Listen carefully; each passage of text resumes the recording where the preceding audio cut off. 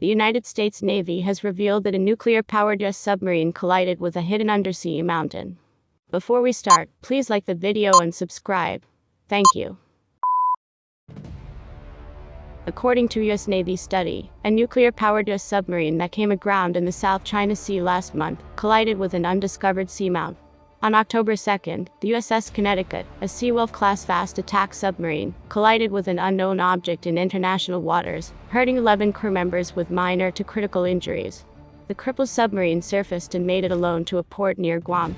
The Navy has not revealed the entire amount of the damage, and all the Navy announced at the time was that it was not another submarine that collided with the vessel. However, according to a fresh report issued by the United States 7th Fleet on November 1st, Connecticut grounded on an undiscovered seamount. Seamounts, often known as underwater mountains, are dormant underwater volcanoes. The majority of seamounts are cone-shaped, but others have massive flat tops called guyets. According to the National Oceanic and Atmospheric Administration, seamounts are biological hotspots for marine life because their steep slopes allow nutrients from the deep sea to upwell and provide a habitat for sessile species, such as corals and sponges, to dwell and grow. More than 100,000 seamounts of at least 3,281 feet, 1,000 meters, may dot the ocean bottom, but scientists have only mapped less than 0.1% of them. Another nuclear-powered assault submarine, the USS San Francisco, hit an undiscovered seamount in Guam in 2005, at a peak speed of 30 knots, 34.5 miles per hour, injuring virtually all of the 137-person crew, and killing one. There are several definitions of what makes an underwater mountain, also known as a seamount by geographers. Some say that once a seamount breaches the surface, it is no longer a seamount, but rather an island. However, we were intrigued to learn about the world's highest mountains, as measured from base to peak, with the base beginning on the seabed. This isn't simply a passing fancy. Seamounts are deep-sea marvels, with peaks capped by reefs alive with aquatic animals. Nutrients are carried up the steep slopes of seamounts to the sunless surface, providing a plentiful food supply for a variety of marine species, ranging from corals to fish to whales. It's no surprise that some of the top scuba diving destinations in the world may be located on seamounts. You're not alone if you've never heard of underwater mountains, also known as seamounts.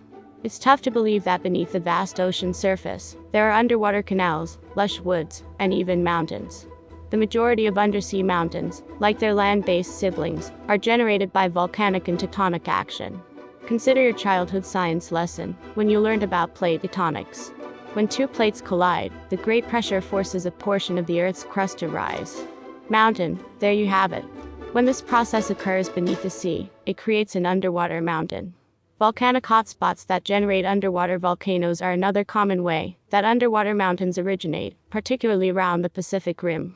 Hot magma plus cold ocean water equals the planet's newest rock. This rock piles up and creates a seamount. Their peaks are worn over time by the action of wave and tide, and the flattened remnants are known as a guyet.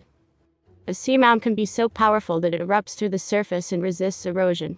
In this scenario, they are referred to as islands. Most islands, it turns out, are the pinnacle of a massive underwater mountain. It's worth mentioning that specialists are still looking into these strange buildings. Only around 80% of the ocean floor has been examined, and seamounts are too deep to be detected by satellite photos. However, it will only be a matter of time before we map the ocean floor, in the same way that maritime explorers explored distant lands. Let's have a look at the world's highest underwater mountain. Mauna Kea. Technically the tallest mountain in the world. From base to peak, the elevation is 10,000 meters, 4,207 meters above sea level. Unless the question regarding the highest peak on the planet contains the words above sea level, you'd be technically right if you responded Mauna Kea. That's right, Everest. Mauna Kea is the tallest peak on the planet, assuming you ignore the fact that it's partly underwater.